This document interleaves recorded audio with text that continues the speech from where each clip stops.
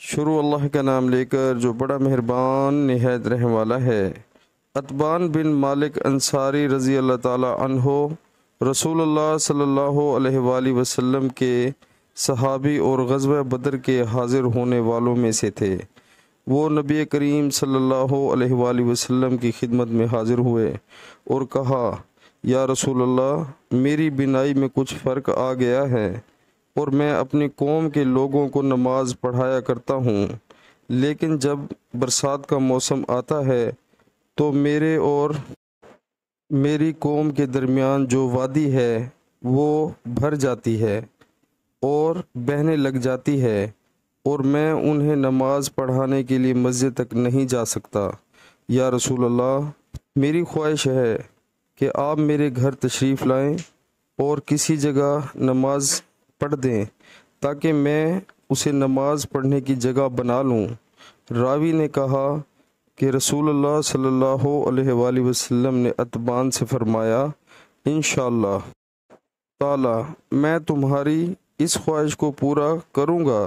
اتبان نے کہا کہ دوسرے دن رسول اللہ صلی اللہ علیہ وآلہ وسلم اور ابو بکر صدیق رضی اللہ تعالی عنہ جب دن چڑھا تو دونوں تشریف لے آئے اور رسول اللہ صلی اللہ علیہ وآلہ وسلم نے اندر آنے کی اجازت چاہی۔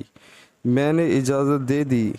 جب آپ گھر میں تشریف لائے تو بیٹھے بھی نہیں اور پوچھا کہ تم اپنے گھر کے کس کونا میں مجھ سے نماز پڑھنے کی خواہش رکھتے ہو؟ اتبان نے کہا کہ میں نے گھر میں ایک کونے کی طرف اشارہ کیا تو رسول اللہ صلی اللہ علیہ وآلہ وسلم اس جگہ کھڑے ہوئے اور تکبیر کہی۔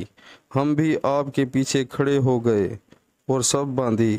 پس آپ نے 2 رکعت نفل نماز پڑھائی، پھر سلام پھیرا۔ اتبان نے کہا کہ ہم نے آپ کو تھوڑی دیر کے لیے رکا اور آپ کی خدمت میں حلیم پیش کیا جو آپ ہی کے لیے تیار کیا گیا تھا۔ اتبان نے کہا کہ محلہ والوں کا ایک مجمع گھر میں لگ گیا اور مجمع میں سے ایک شخص بولا کہ مالک بن دخشن، یا یہ کہا ابن دخشن دکھائی نہیں دیتا۔ اس پر کسی دوسرے نے کہہ دیا کہ وہ تو منافق ہے جسے اللہ اور رسول سے کوئی محبت نہیں۔ رسول اللہ صلی اللہ علیہ وآلہ وسلم نے یہ سن کر فرمایا، ایسا مت کہو، کیا تم دیکھتے نہیں کہ اس نے لا الہ الا اللہ کہا ہے اور اس سے مقصود خالص اللہ کی رضامندی حاصل کرنا ہے؟